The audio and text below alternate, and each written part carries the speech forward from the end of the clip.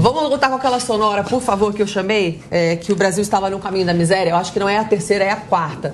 E eu realmente concordo com o Marcelo Suano. Marcelo, com certeza, se conseguir continuar nessa escalada, a gente pode melhorar bastante. O ministro da Economia avaliou que o Brasil, como eu falei, vamos ver a sonora que ele falou. Põe aí pra mim. O Brasil ficou bastante tempo no caminho da miséria. Bastante tempo no caminho da miséria. Então, tem que deixar uma coisa muito clara. Tem uma economia que estava no caminho da miséria, as empresas estatais dando um prejuízo de 20 bilhões, hoje elas dão um lucro de 180 bilhões, os bancos públicos fazendo campeões nacionais em vez de recursos para as pequenas e médias empresas, então estatais com prejuízo, bancos públicos financiando os grandes campeões nacionais em vez das pequenas e médias empresas. E a inflação subindo. Era uma realidade que tinha com um programa de governo que era o programa, digamos assim, de centro-esquerda. E que vários países estão nessa direção. A Venezuela está lá. Nós estamos assistindo um desmanche da América Latina. Verdade, muitos países da América Latina que têm governantes socialistas caminhando para o buraco, como a Argentina, que tem previsão de terminar o ano com 95% de inflação, que é um absurdo, né? Por quê? Porque governos socialistas, eles não estão nem aí para a máquina pública. As medidas populistas de distribuir dinheiro, uma hora acaba, né? Porque, aliás, eles se dizem bonzinhos quando distribuem dinheiro. Vamos lembrar que o dinheiro é nosso. A gente paga de imposto, não é o político que tira dele para dar para você, querido. Entendeu? Vamos lá, calma lá. E se você para de estimular o comércio privado, as iniciativas privadas, você vai tirar dinheiro de onde? Uma hora acaba. E aí a população entra na miséria, na fome, como já foi visto muitas vezes em governos socialistas. Trago para a mesa. Sim, mesmo porque o dinheiro ele vem da venda, né? Vem dos impostos, ele vem do recurso. Então, assim, quando tem uma movimentação econômica, o país cresce, né? Eu estava na Argentina, eu passei um mês lá, fiz mestrado. Quando você ficou lá? Fiquei agora em julho. Crise? Agora em julho. E aí, como é que tá lá? Lá tá terrível, tá difícil demais. A situação não tá muito boa, é uma inflação galopante, parece muito Brasil, nos anos 80, 90, uma situação muito difícil. O governo querendo brigar com os grandes players, né? Então isso já mostra que não está entendendo muito bem o funcionamento da economia. Então, assim, eu demorei 15 dias para comer carne, porque a carne está lá um absurdo o valor. Então, assim, as coisas não estão fáceis. Então, como estudante, eu fui meio na boa. Mas eles... a Argentina talvez não dure esse tempo todo que a gente está esperando. Alguma coisa vai acontecer, vai ter uma intervenção, porque estão sem dinheiro para manter o país. Eles não têm caixa. A Argentina é bravo, né? A Argentina é bravo, não fica quieto não. Vai começar a ir para as ruas, já está indo, né? Eles estão indo contra os americanos, mexendo com dólares, estão ficando bravos. Uma hora a economia vai ficar sufocada, uma hora eles não vão ter recurso para pagar o mínimo para a sua própria sobrevivência. Não estou falando de reinvestimento. Eles não têm estrutura financeira para se manter. Então, assim, a Argentina é um país que tem 40 milhões de habitantes, 50 milhões de habitantes. Eles precisam de um pouco mais do que isso, né? Não é um país pequeno como o Uruguai, né? Então, acho que a Argentina precisa mudar um pouco essa perspectiva deles. Já chegou a ficar tão bem, né? Tava tão bem a economia. Gente, é impressionante. Como é que as pessoas não conseguem perceber, né? E, ao mesmo tempo, agora no Chile foi eleito um presidente de esquerda que também já começou a botar o país para baixo. É tudo tão claro, né? E talvez trazendo aí um pouco um reparo na frase do Guedes, eu não diria nem que o Brasil no caminho da miséria, no caminho da dependência. Eu digo isso porque é claro que o Brasil precisa de políticas sociais para atender a quem precisa, senão o governo não teria acabado de criar o Auxílio Brasil como foi criado.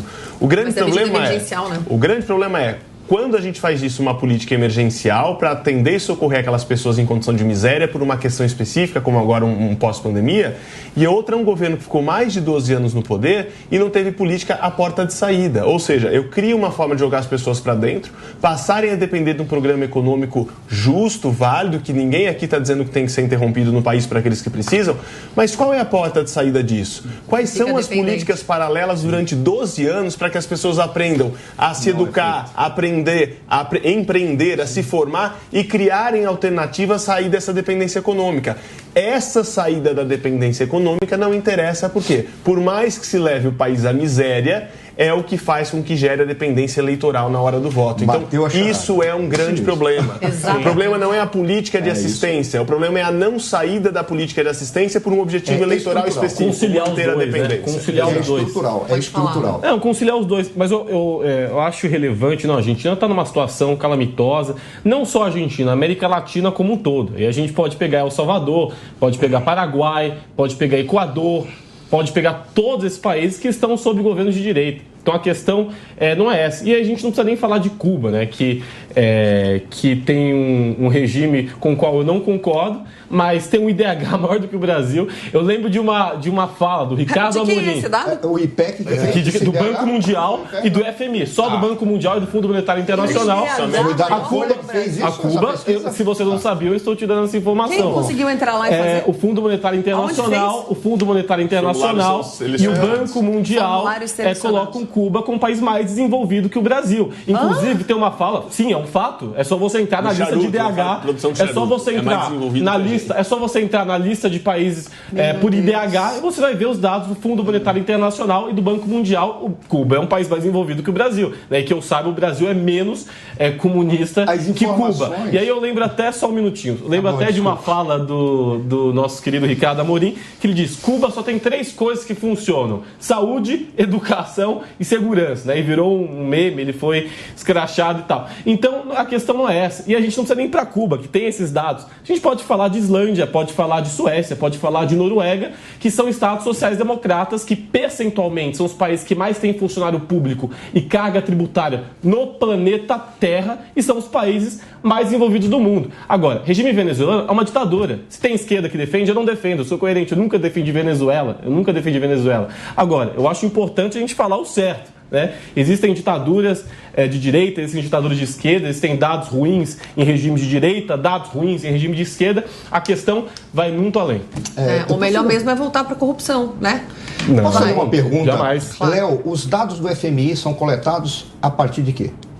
A partir de uma série de amostragens, a partir de uma série de visitas de, inclusive, não agentes. Apenas, mas principalmente pelos próprios dados que são produzidos pelos institutos internos do país. Bom, mas aí a metodologia tem que ver com o instituto. Tudo bem. Aí tem agora, a FMI é uma instituição respeitabilíssima. Pode ser uma instituição, mas comete falhas também. É que faltou complemento nesse dado, Que na verdade tudo isso é melhor que o Brasil no quê? Na produção de charuto de rum. Faltou só especificar que era em dois produtos. Também. E saúde, educação e segurança. E rum.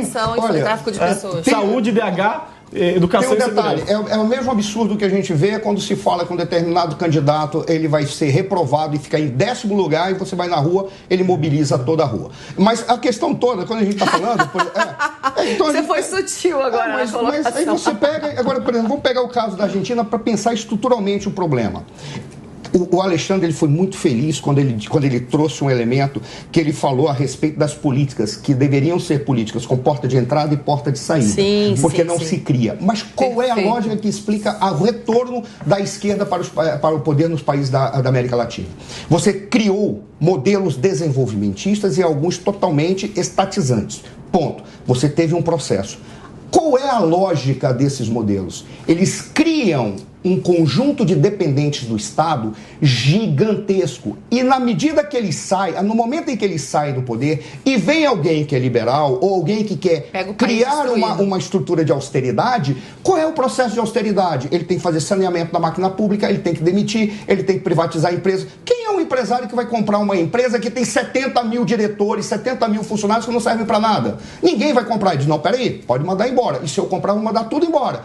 Aí cria o grande problema. Uma massa de pessoas que estão lá no meio da rua esperando o retorno da economia para ter o seu emprego garantido no momento que a economia aquecer, e ele não tem tempo, porque em 4 anos não dá para você consertar algo que foi destruído em 10, 15, 20, 30 anos.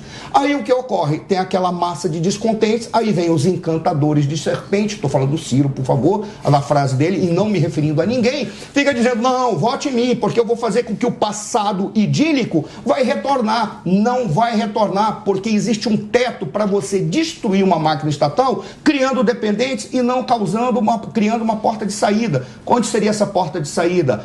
dinamizar o empreendedorismo na sociedade, porque Exatamente. quem cria emprego é o Léo, quando cria uma ideia de criar uma consultoria e gera na faculdade dezenas, centenas de estudantes. Vou dizer, esse cara é inteligente, porque você é inteligente pra caramba. Um dia você vai voltar, vai estar do lado certo. Um dia você vai estar do lado certo. Como bem disse a Carlinha, contra dados não há argumentos. Então, mas tem um dado importante que eu tive uma experiência. Um paciente de esquerda, ele foi para Cuba fazer estudar cinema.